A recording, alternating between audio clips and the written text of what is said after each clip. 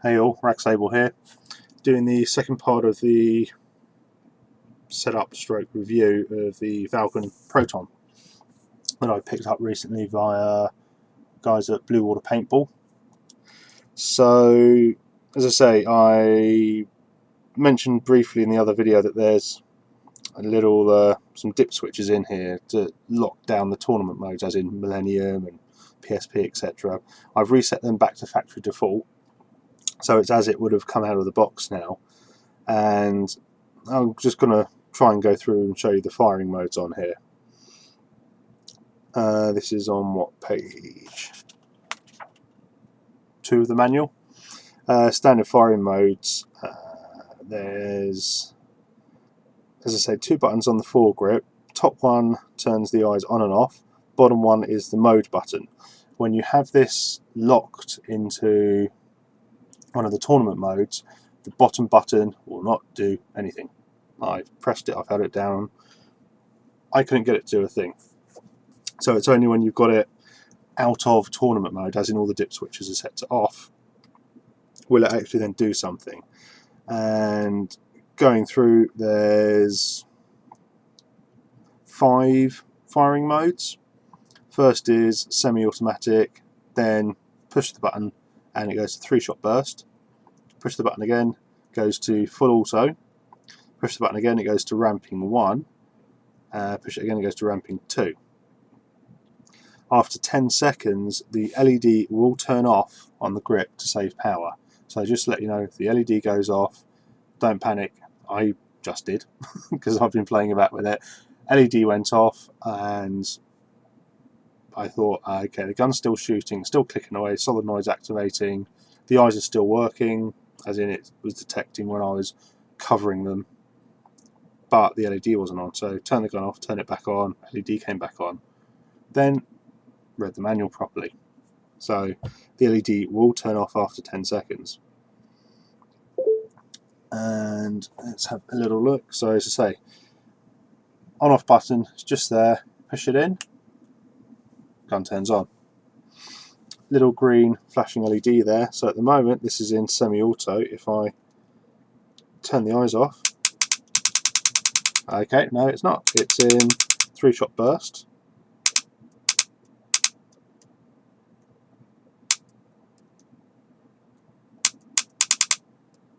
And I've been having real trouble changing the firing modes on this. Now the LEDs have gone off, even though it's not 10 seconds, but it's because I was starting to shoot. So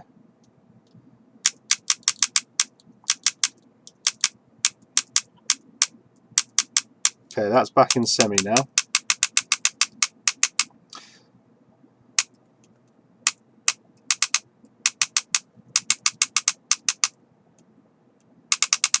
There we go. 3-shot burst, full auto, and then you're off into the ramping modes. Now the ramping modes you can set up and sort of program a bit. There we go, that's the other ramping mode. This should now be back to semi. It does supposedly tell you on the LED what mode you're in.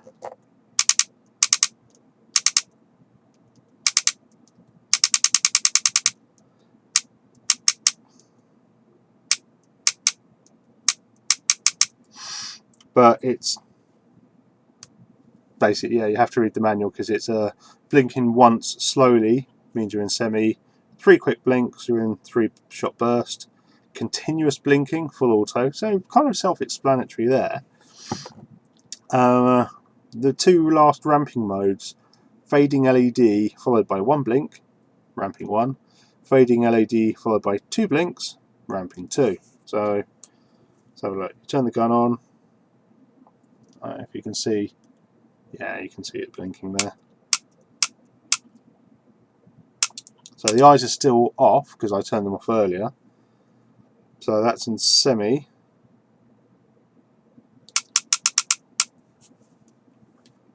Three quick blinks. Blinking constantly. Fade, 1 blink.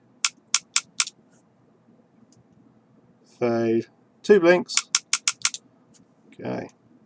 And when 1 blink, back to semi again. Let's turn the eyes back on.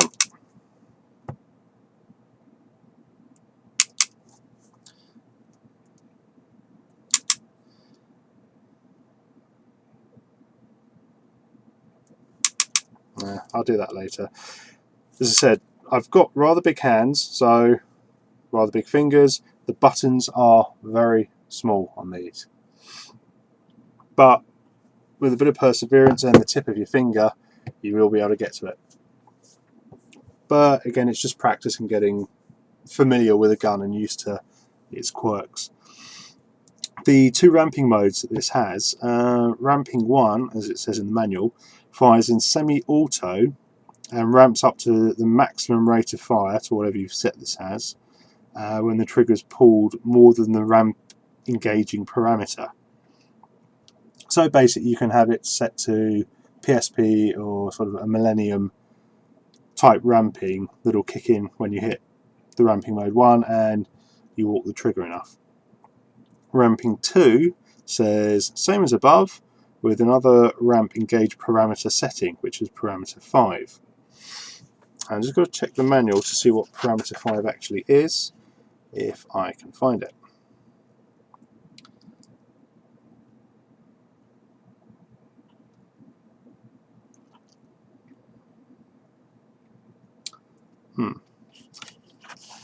Okay, downside of the manual, it doesn't give a clear indication of what parameter 5 is. Parameters you've got 2, 4, 6. Shot rate, solenoid dwell, trigger debounce, ramp 1 engage, as in how many trigger pulls before it kicks in, then ramp 2 engage, same again, so I guess those you class that as 1, and then ball in position accuracy. I guess that's just basically talking about eye sensitivity, so you've got low, medium and high, so I guess if there's just a slight beam break for low, it'll fire. If you're using fragile paint, as it says here, high for fragile paint, it won't kick out until the eyes have been broken for X amount of time. Proton comes out of the box, it's capped at 25 balls a second. You can reduce the rate of fire to 15, providing your air source or any other paintballs are in the marker. Okay, so it just literally talks you out about changing the programming mode. What I'll do is I'm going to set this back to PSP mode, so you want to take the second largest size Allen key from the kit. That's the largest, that's the second size. I think this one does most of the jobs, including, yep, changing the velocity, which you do through the actual grip front of it. There's a little screw here, and I'm going to look into that because that turned really easily, which could be a slight problem, because I'm thinking if you're running around throwing the gun about a bit, that's going to jiggle and change. So if you're on a field and you go on and it's just shy of 300, at the end of it, it could be higher, could be lower. So might need a dab of thread lock in there, but that's something I'll check out when I do the shooting video. But anyway, to change or to lock down the gun into the relevant tournament modes, you put your Allen key in there in the foregrip, and there's a little screw in there. It just starts to loosen. One thing I would say is these are snugged down quite well when you take the gun out of the box, so better if you use the long arm. Make sure this is firmly in and break that initial seal. So yeah, give it a spin around and eventually it will just pull out. So there's the screw, there's the foregrip, don't lose them, and here's part of the board. This is what I would class as a daughter board, because you can actually disconnect this, and it just connects back into the main board here, which runs pretty much the length of the marker, has the trigger switch etc. in it, the eyes, blah blah blah, similar to the Empire Axe design, where it's a two-part board. But also be careful of the capacitor. You really don't want to get fried, and try not to touch any of the circuit board. If you've got greasy fingers, wet fingers, etc etc, you could damage it, fry it, whatever. So you've got your two switches here, you've got the eyes, and then you've got the mode switch, and then you've got your dip switches here. Now what they recommend is basically using a pen or something fine. You could use an Allen key on it, just be careful when you're changing the switches. I haven't bitten my nails off today, so I'm going to use them. So it explains in the manual what switches to set to do certain modes. Here we go. For MPPL or semi-auto, as in one shot per pull, capped at 15 balls a second, you want switch, yep, 1, so it's 1, 2, 3, 4 from my left to right, or as you're looking at it, it's a bit upside down. But you set switch 1 to on, switch 2 to on, switch 3 and 4 to off, and by default these are all set to off. PSP3, which is 3-shot semi, transition to a 3-round burst, capped at 12.5, resets after 1 second idle. You want it to be on, off, on, off. And then the last one, which is the one I'm going to set this to, which is Millennium, which is 3 semi shots, will then kick into a 3-round burst, providing 6 pulls per second, as in you're pulling the trigger 6 pulls a second. It will then keep up that 3-round burst up to, by default it's set to 12 pulls a second, but you can change that using the actual onboard settings, which we'll go into in a little bit.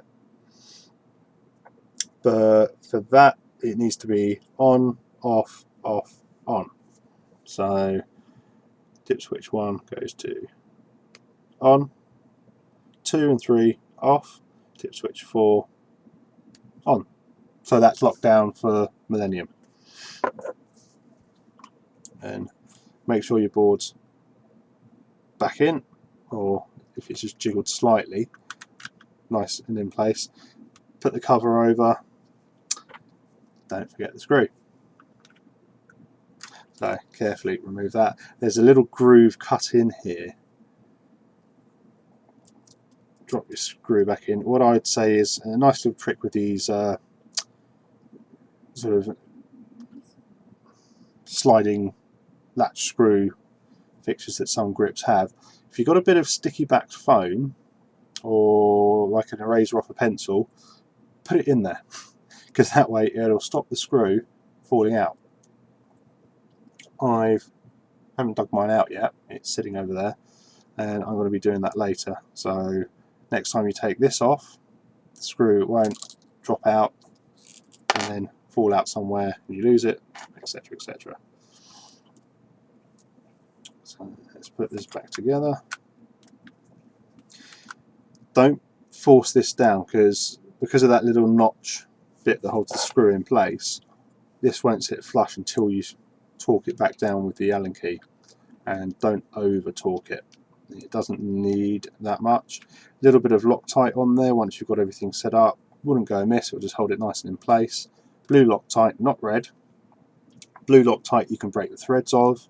Red Loctite, you can break the threads of it, but it's very hard work, and most of the time you need heat. You do not want to be heating this thing up if you used red Loctite on a screw. So yeah, torqued it down, not much, no gaps, that's all fine. Gun power's on, the eyes have reset, that's good. So eyes are off. There you go, 3-shot burst. There we go. So that bottom button I've been pressing isn't doing a thing now. You can turn the eyes on and off as much as you want, but the mode button will not change the mode. And there you go, it's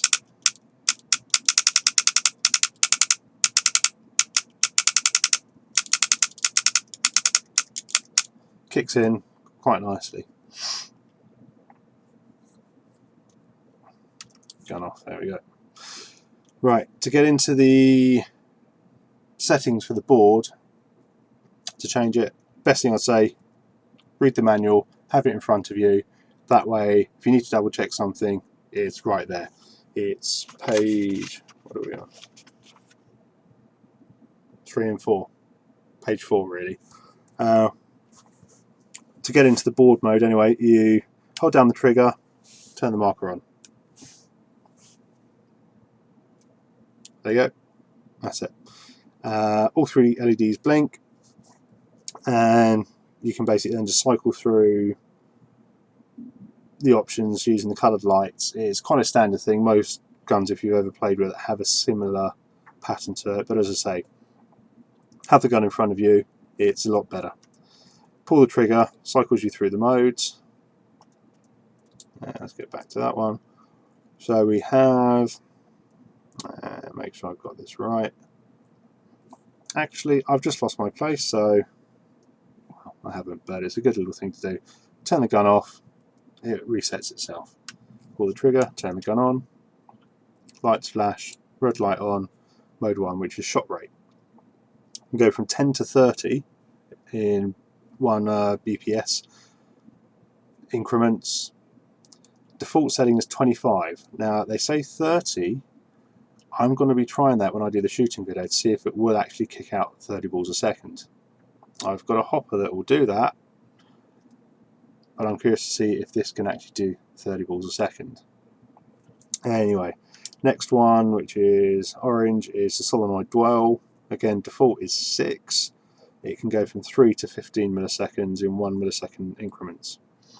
Sorry, going back to shot rate, there is no point increment, so it's only 1 ball per second increments. There's no 10.5, it's 10 or 11. So next one is orange and red, which is the trigger debounce. This is set to 2 milliseconds. You can get it up to 10, but by default it's set to 2, and 2 is the lowest. Then there we go, this is the green LED, which is the ramp 1 engage point, which is 3 to 8 trigger pulls per second before it kicks in. So this is when you're switching on the fly. Default is 6 balls per second. Then you've got green and red, which is the ramp 2 engage point, again 3 to 8. This is, as default, is 8. And then you've got the ball in position, which is the 5th option for the ramp 2 engage switching over on the fly mode, and that's set to medium as default, but you've got low, medium and high. When I do the shooting video, I'm going to be using tough woods ball paint and also tawny paint and some pro paint as well, so I'm going to see if this chops, and if it does, I'll stick it into the ramp 2 mode and turn the ball in position accuracy up to high and see if it does actually fix it, if it needs to. And then back to red, which is shot rate. So that's pretty much programming the board, playing about the settings. Again, as I say, whenever you're doing anything, have the manual with you or just the main pages you need, and you really can't go wrong. Right, thanks very much guys, take care.